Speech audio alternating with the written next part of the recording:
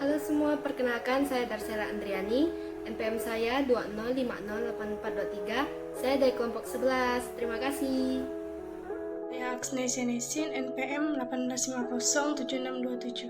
Halo, perkenalkan nama saya Feli Victorian, NPM saya 20508439, saya dari kelas manajemen 2A sore.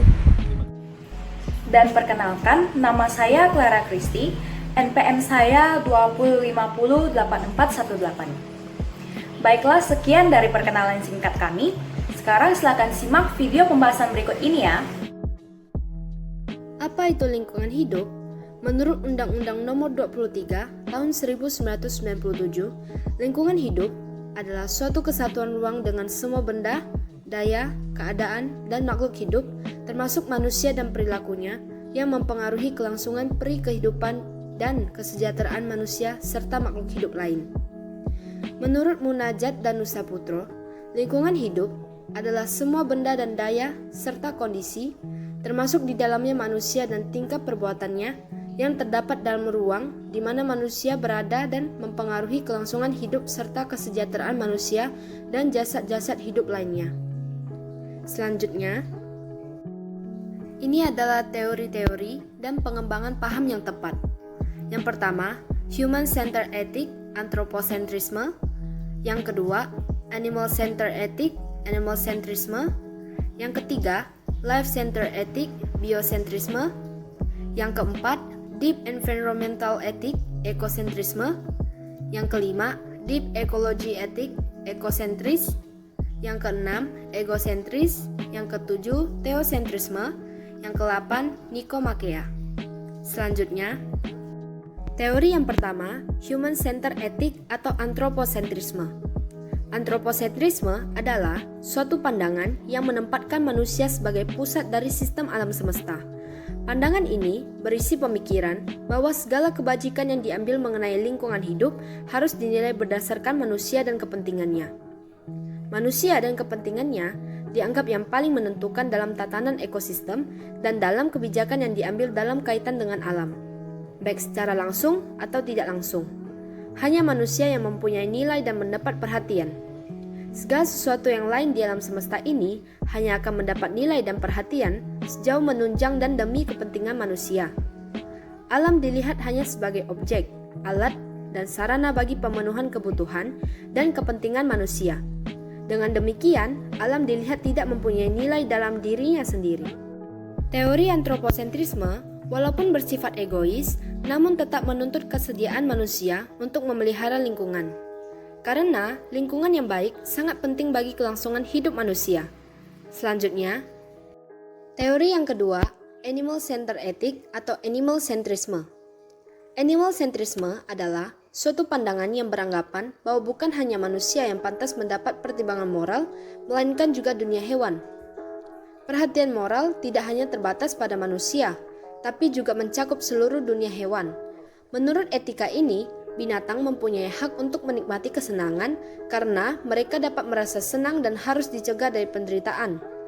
Sebagai contoh, perusakan lingkungan hidup dengan cara menebang hutan secara liar dan tidak bertanggung jawab dengan sendirinya ikut mempengaruhi kehidupan makhluk-makhluk hidup lain di sekitarnya. Selanjutnya adalah life-centered ethic atau biocentrisme.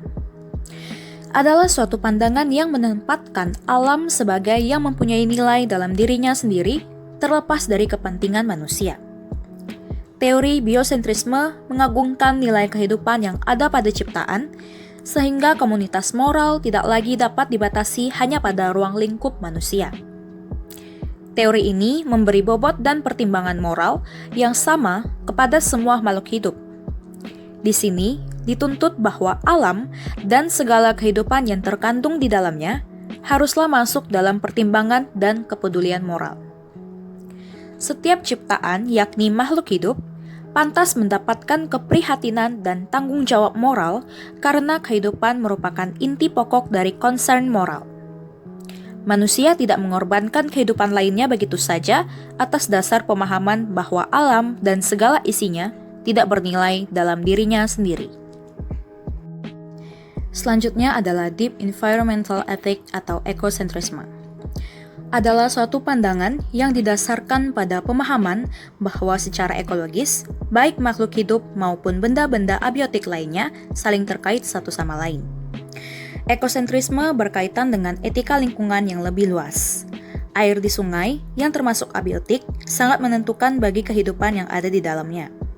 Udara juga, walau tidak termasuk makhluk hidup, namun sangat menentukan bagi kelanjutan seluruh makhluk hidup. Oleh karenanya, kewajiban dan tanggung jawab moral tidak hanya dibatasi pada makhluk hidup.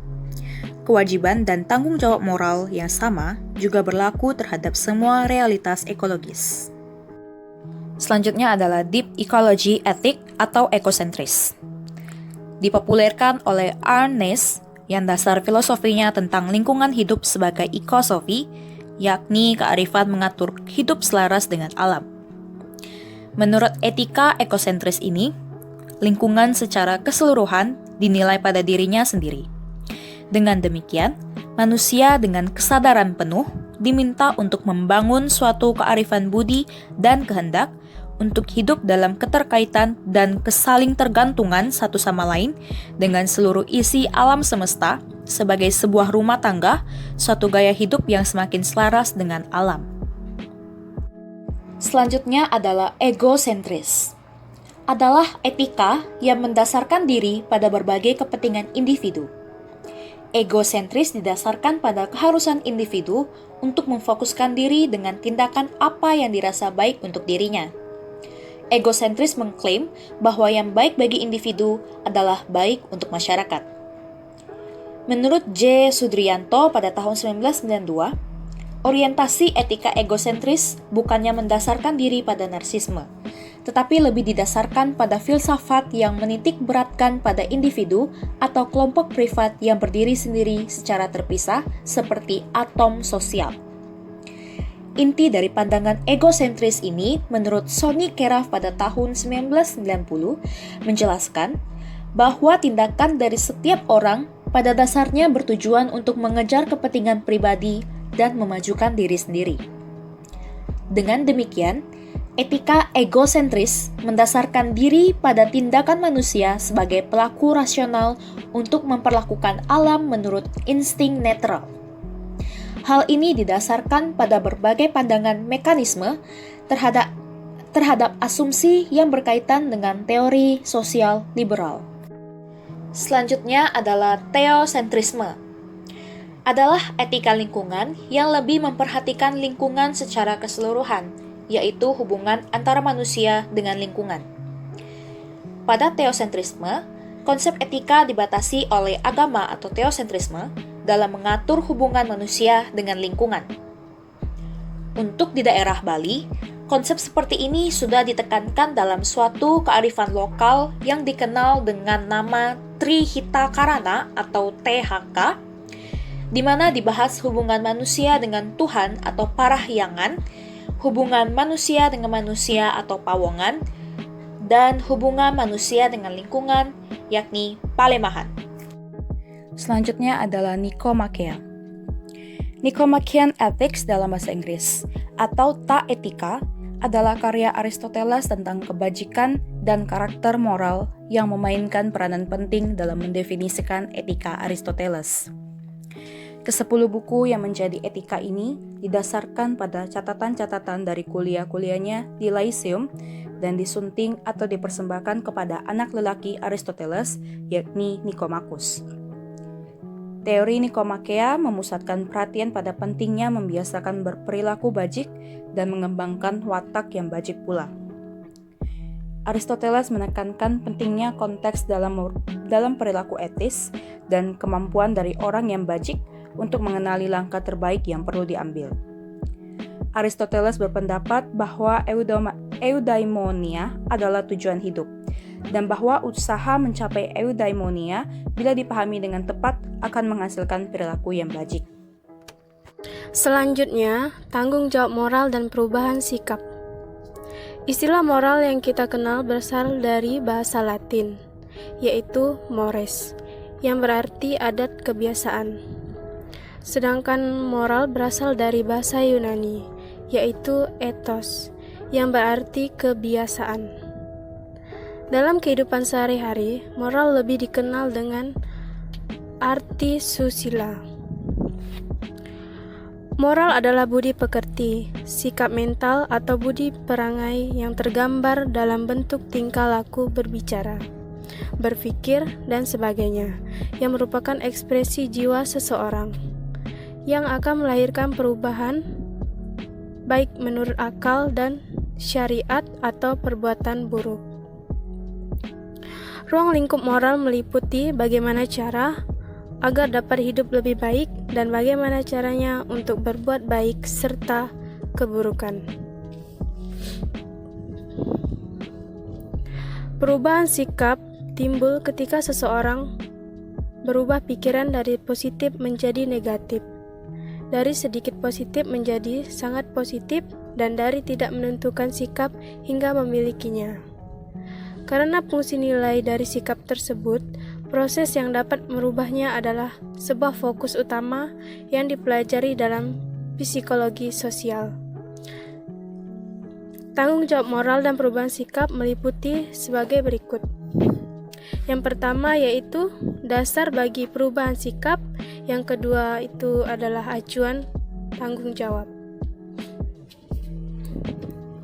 Selanjutnya di sini ada dasar bagi perubahan sikap. Berbagai sorotan yang timbul akibat kerusakan lingkungan oleh manusia menjadikan manusia sadar akan pentingnya menjaga kelestarian lingkungan hidup dan diwujudkan dalam hal. Yang pertama, dampak nyata dari lingkungan hidup yaitu menjadi dasar pertama dalam hal perubahan sikap untuk menjadi lebih peduli terhadap kelestarian lingkungan. Teori yang sangat antroposentrisme telah membawa dampak pada kerusakan lingkungan hidup pada manusia sekarang, namun juga membawa dampak kerusakan lingkungan pada generasi selanjutnya. Nilai antropologis segala ciptaan, artinya setiap bagian dalam ekosistem secara intrinsik memiliki nilai dari dalam dirinya. Selanjutnya, acuan tanggung jawab. Acuan tanggung jawab meliputi beberapa hal, di antaranya yaitu kebutuhan biosfer yang terdapat dalam deep ekologi, memperlihatkan bahwa dimensi saling terkait dan saling bergantung dengan kekasan keberadaan setiap makhluk. Deep ekologi mengajarkan kepada kita bahwa manusia bukan penguasa dan bukan pula pusat dari alam semesta. Ada juga hak generasi yang akan datang, yaitu berarti apa yang kita lakukan sekarang akan memberikan dampak yang besar terhadap generasi yang akan datang. Generasi yang mendatang juga memiliki hal yang sama dengan kita pada saat ini, sehingga kita memiliki tanggung jawab untuk melestarikan lingkungan serta memiliki daya hidup yang baik dan gaya hidup yang ramah lingkungan. Selanjutnya kita membahas tentang sikap manusia beriman atau Kristen. Sikap manusia beriman atau Kristen dibagi menjadi dua. Yang pertama terhadap ciptaan subpersonal dan yang kedua terhadap makhluk tak berbudi. Pertama, terhadap ciptaan subpersonal. Terhadap segala sesuatu makhluk ciptaan seharusnya manusia bersikap menghargai dan memperlakukan sesuai dengan nilai yang terdapat dalam makhluk ciptaan. Mengingat manusia berkodrat sosial, maka kebanyakan tindakan manusiawi mencakup kerjasama dan hubungan manusia dengan segala ciptaan subpersonal. Yang kedua, terhadap makhluk tak berbudi. 1. Manusia menyadari diri sebagai makhluk ciptaan yang secitra dengan Tuhan. Menghadapi ciptaan lain, manusia seharusnya menampakkan wajah dan sikap Tuhan terhadap ciptaan, sebab manusia adalah co-creator. 2. Manusia sebagai citra Tuhan dan co-creator-nya harus mengenal beberapa norma dasar moral. 3. Manusia bertanggung jawab atas sikap dan tindakannya terhadap jagat raya. Yang keempat, manusia mendapat hak dari Tuhan untuk memanfaatkan makhluk ciptaan lain demi kelangsungan dan perkembangan hidup mereka menurut Kejadian pasal 1 ayat 29. Hanya saja manusia harus tahu